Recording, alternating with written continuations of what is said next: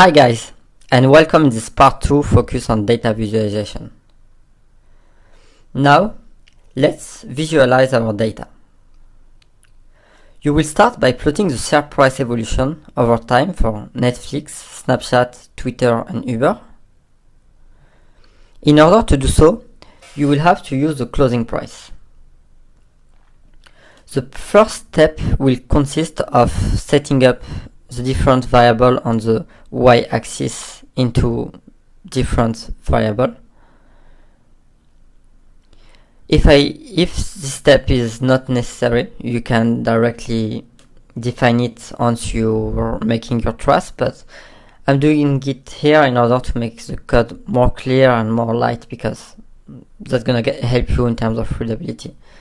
This step is not necessary, but I advise you to do it. I defined it for the first example, twtr close, which will be equal to twtr data frame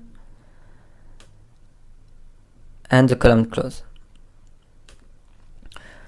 Once you defined the different variable for the y-axis, you will have to plot this figure.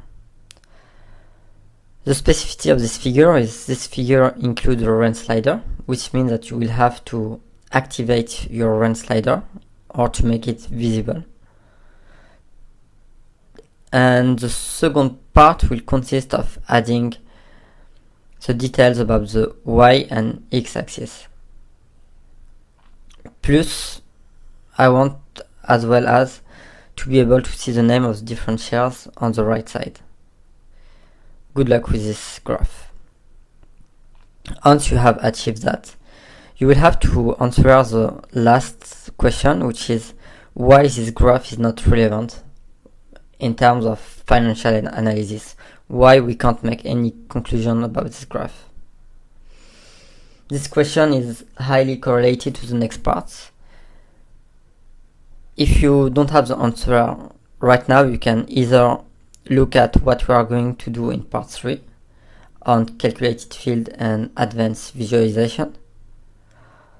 Otherwise, you can use your intuition in order to understand why this type of graph is totally not relevant.